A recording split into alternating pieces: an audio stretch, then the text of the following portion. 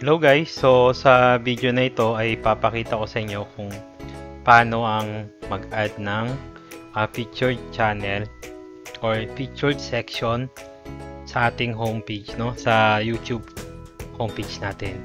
Una, kailangan na natin pumunta sa ating YouTube Studio. So, click lang natin tong avatar natin, then click yung YouTube Studio.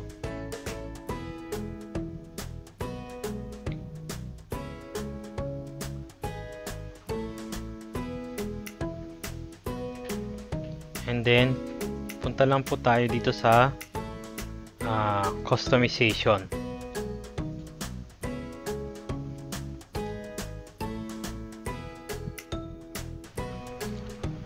Dito, click lang na po natin tong add section. Then, punta tayo sa pinaka ilalim. Click lang po natin yung featured channel. Dito, input lang po natin yung desired natin na name dun sa section na gagawin po natin. So, lalagay ko ay team, friendships. And then, dito po, i-search lang po natin or type natin yung mga pangalan ng channel na i-add natin dun sa gagawin nating section.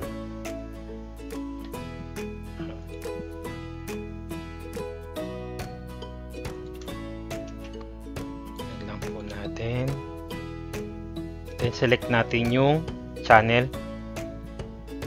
Automatic ma-add po yun dun dito sa section po natin, no?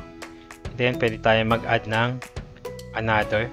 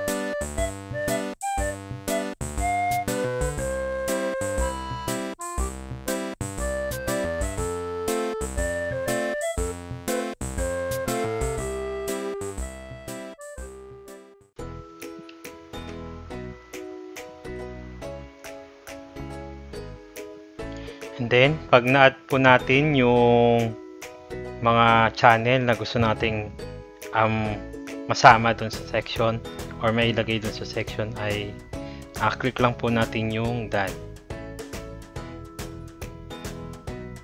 Okay, so first 5 lang po yung makikita, pero meron niyang dito arrow, magkakaroon ng arrow. Pwede nating i-drag kung saan natin position ay gustong may ma-display yung featured section, no? Pero ako stay ko na lang dito sa last.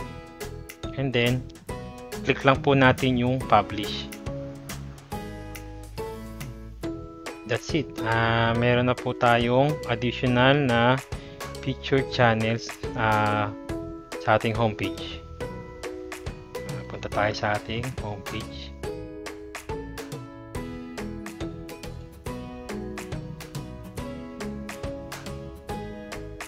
Then check natin kung nag-update na. Yan.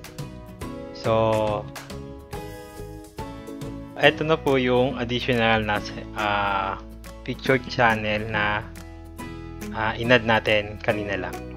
Thank you for watching. So sana may natutunan po kayo sa video na to. And bye bye. Thank you po. God bless.